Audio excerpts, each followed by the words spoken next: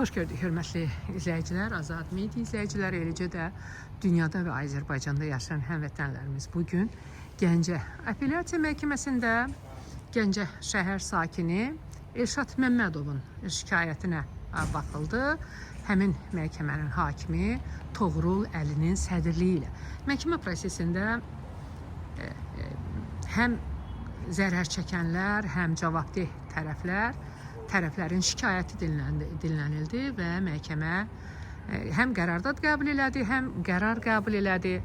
Nəzərinizə çatdırım ki, Gəncənin Ərikli deyilən ərazisində Elşad Məmmədova məxsus 21 sot torpaq ərazisi 2012-ci ildə və ondan sonra bir neçə nəfərə satılıb və onlar orada özlərinə mülk tikiblər. Elşad Məmmədovun şikayəti ondan ibarətdir ki, ona məxsus torpaq sahəsi qeyri-qanuni olaraq həmin şəxslərə satılıb və həmin şəxslərə də vaxtında hələ orada ev tikilmədən xəbərdarlıq edilməsinə baxmayaraq onlar orada tikintini davam etdiriblər.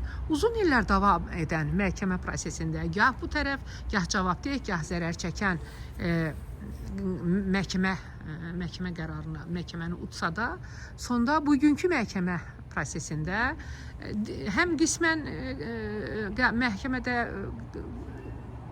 qəbul olundu, qismən təmin edildi verilən şikayət, həm də qarşı tərəfin, yəni onlar cavabdeh idi, şikayətçi idi. Mənim üçün çox qaranlıq qaldı məhkəmə prosesində ki, kim şikayətçidir, kim cavabdehdir və qarşı tərəfin, Elşad Məmmədova qarşı olan tərəfin şikayəti təmin edildi və məhkəmə qərar verdi. Elşad bəy, məhkəmə prosesi ilə bağlı danışardınız. Məhkəmə prosesində baş verənlər sizi nə qane eləmədi? Məhkəmənin verdiyi qərar, niyə Gəncə şəhər məhkəməsinin verdiyi qərar apellyasiya məhkəməsində təmin edilmədi apellyasiya şikayətiniz? Bu və ya digər bu məsələ ilə bağlı suallarımız olacaq. İndi hələ ki siz məhkəmə prosesində baş verənlərlə bağlı danışardınız. Mən Gəncə Apellyasiya Məhkəməsinin sədri Toğrul Əli Məmmədoğlundan şikayətçiyəm. Məhkəmə prosesinə baxan Mustafa Mustafayevdən, hakim Mustafa Mustafayevdən şikayətçiyəm. Məhkəmədə prosesə sədrlik eləyən Mustafa Mustafayev idi. Bəli. Toğrul Əli isə Gəncə Apellyasiya Məhkəməsinin sədridir. Üzr istəyirəm, mən bayaq yanlış ifadə işlətdim. Yəni məhkəməyə sədrliyi Mustafa hakim Mustafa Mustafayevə şikayətçiyəm və Azərbaycan Respublikasının prezidenti Ulu Öndər Heydər Əliyevin oğlu, davamçısı İlham Əliyevdən xahiş edirəm, yox, artıq tələb edirəm. Məni Azərbaycan vətəndaşlığından çıxardasınız. Çünki Azərbaycanda nə qədər ki, Gəncə Apellyasiya Məhkəməsinin sədri Toğrul Əli kimi sədrləri var. Azərbaycanın korrupsioner, rüşvətxor, pulla 5 qatına iş görən hakimlər, Mustafa Mustafayev kimi hakimlər var, Azərbaycan düzəlməyəcək. Məhz buna görə də mən Azərbaycandan imtina eləyirəm, cənab prezident. Məni artıq vətəndaşlıqdan çıxardın. Mən tələbimi bütün dünyada tələbim oydu ki, söküntü qərarı baş tutmaq idi ki, söküntü qərarı verirsin. Siz vermişdiniz şikayəti yoxsa qarşı tərəf? Bəli, şikayəti mən vermişdim. Hansı ki, Nizami rayon məhkəməsi mənim xeyrimə qərar vermişdi, söküntü qərarı.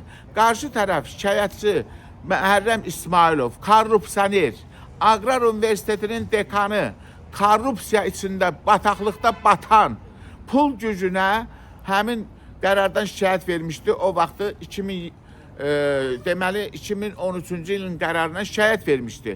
Həmin qərarı Loğman müəllim apellyasiyada qüvvədə saxlamışdı, söküntünün qərarını. Lakin indi bugünkü gündə ayın 13-ü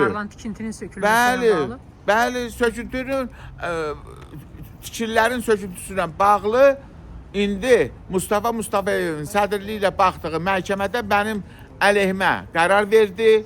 Mənim əleyhimə tikililəri söhmək əvəzinə, söküntünün qərarını vermək əvəzinə, hansı ki, Prezident İlham Əliyev cənabları dəfələrlə deyib ki, öz başına tikililər sökülsün. Lakin buna baxmayaraq, Mustafa Mustafayev qanunsuz qərarlar verdi. Çünki korrupsioner Məhərrəm İsmailov Gəncə Apellyasiya Məhkəməsinin sədri Toğrul Əlini satın alıb, pulla satın alıb. Çünki o ancaq pula, ancaq telefon zənglərindən işləyir. Mən bunu öz yanında da olanda, hansı ki mənə dedi ki, mən zənglərlə iş görmürəm, mən pulla iş görmürəm. Bunun hamısı yalandır. Toğrul Əli sübut elədi ki, bugünkü gündə mən sədr olaraq İlham Kərimovun məni təyin elətdiyi stora nəlayət yaraşıram. Mən ancaq pulla iş görürəm Azərbaycanda. Mən Prezident İlham Əliyevdən xahiş edirəm. Məni vətəndaşlıqdan çıxardasınız. Mən Azərbaycan vətəndaşlığından imtina eləyirəm. Məni Azərbaycan vətəndaşlığından çıxardasınız. Mən bütün dünyanı ayağa qaldıracağım artıq. Bütün dünyadan xahiş edəcəm. Mustafa Mustafayev kimi hakimlər, Əli Toğrul kimi sədrlər olan yerdə mən yaşamaq istəmirəm. Azərbaycan vətəndaşlığına məni dərhal çıxardasınız. Almaniyanın, Fransanın prezidentlərindən, Amerika prezidentlərindən xahiş edəcəm. Məni vətəndaşlığa qəbul eləsinlər. Artıq bunlar məni xəstə salıblar. Mən artıq yaşamaq istəmirəm bu dövlətdə. Mən artıq bu Azərbaycanda belə yaşayışda yaşamaq istəmirəm. Çünki mənim sözüm ötmür, mənim sözüm keçmir. Mənim prezidentə yazdığım məktubların heç biri gedib prezidentə çatmır. Ancaq Əli Toğrul müəllim kimi sədrlər pul güclə hər şey eləyirlər. Toğrul Əli. Hər şey eləyirlər. Belə sədrlər hər şey eləyirlər. Toğrul Əli müəllim, cənab prezident, budur sizə deyirəm. O günü unutmasın ki, Toğrul Əlinin, sədrin atası Azərbaycan Xalq Cəbhəsinin nümayəndələrindən biri olub. İskəndər Həmidovun səbəbinə də Bərdə rayonuna icra hakimi oturubdu. Hansı ki, İskəndər Həmidov həbsdə olub Ulu öndərimiz Heydər Əliyevin əli ilə. Lakin bugünkü gündə pul gücünə, pul səbəbinə sədr oturub Gəncə şəhərində. Çünki Ali Məhkəmənin, Məhkəmə Hüquq Şurasının sədri İlham Kərimov dostu, tələbə yoldaş olduğuna görə heç bir şikayətlərə də baxmır. Bu apellyasiyada olan şikayətlərin birinə də baxmırlar. Ona görə də Azərbaycana imtina eləyirəm. Və sözümün arxasında da durub axıra qədər gedəcəm. Azərbaycandan vətəndaşlıqla məni çıxartsın. Çıxardın məni, cənab prezident. Mən vətəndaş olmaq istəmirəm artıq Azərbaycanın. Xaricə üz tutacağım. Günü sabahdan bütün dünyanı ayağa qaldıracağım. Məni Avropa vətəndaşlığa qəbul eləsin. Azərbaycanda yaşamağa daha haqqım, hüququm yoxdur. Mənim bir Azərbaycan vətəndaşı kimi haqqım, hüququm yoxdursa Azərbaycandan çıxardın məni. Hörmətli izləyicilər, nəzərinizə çatdırım ki, bugün yanvarın 13-də Gəncə Apellyasiya Məhkəməsində həmin məhkəmənin hakimi Mustafa Mustafayevin sədrliyi ilə Gəncə şəhər sakini Elşad Məmmədovun qanuni torpağına qarşı olan qərəzli münasibət, saxta yolla satılması ilə bağlı, üzərində tikilən tikintilərin sökülməsi ilə bağlı etdiyi müraciət, məhkəmədə qaldırdığı iddia təmin edilmədi və bu da onun təmin edilmədi. Ona görə ki, Gəncə Şəhər Aqrar Universitetinin dekanı korrupsioner Məhrəm İsmailov hamını pulla satın aldı. 5 qat artığına pulla satın alıb hamını burada. Olar mən bitirim reportajı. Buyurun, buyurun xanım. Və bugünkü məhkəmə prosesində haqlı olaraq dövlət sənədlər üzərində qanunlarla işləyir. Hər kəs bu qanunlara riayət eləməlidir, kimliyindən asılı olmayaraq. Məsələn, içəridə mən eşitdim, biri deyir, qardaşım şəhid olub.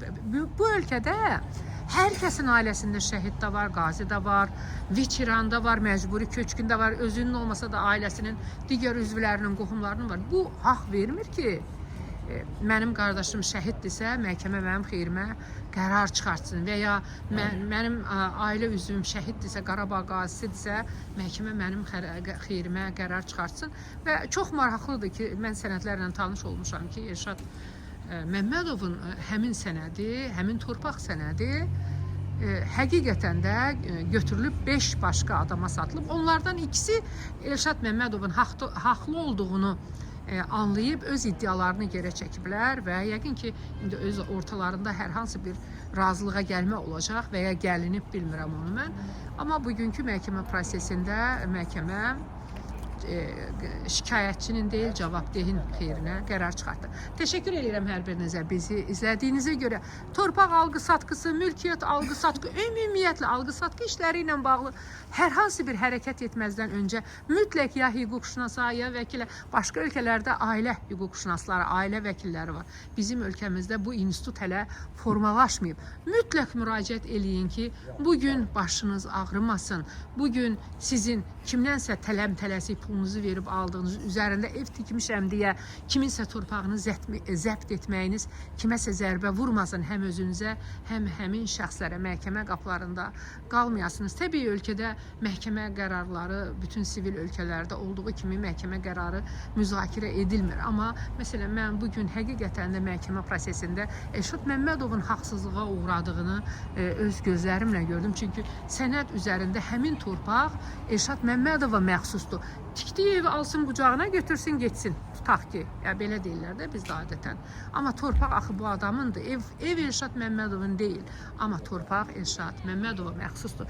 Bu cür hallar baş verməsin deyə maariflənin, mütləq maariflənin, haqlarınızın məhkəmələrdə və ya digər hüquq mühafizə orqanlarına gedib çıxmaması üçün və ya haqlarınız tapdalanmaması üçün, haqlı olduğunuzu sübuta yetirmək üçün məhkəmələrə getməməyiniz üçün, çünki əlinizdəki sənəd dövlət sənədidir və onlar müzakirə olunmur ki, bütün bunlarla bağlı mütləq hüquqşünaslarla, vəkillərlə məsləhətləşin ki, siz məhkəmələrdə uduzmayasınız. Təşəkkür edirəm hər birinizə bizi izlədiyinizə görə.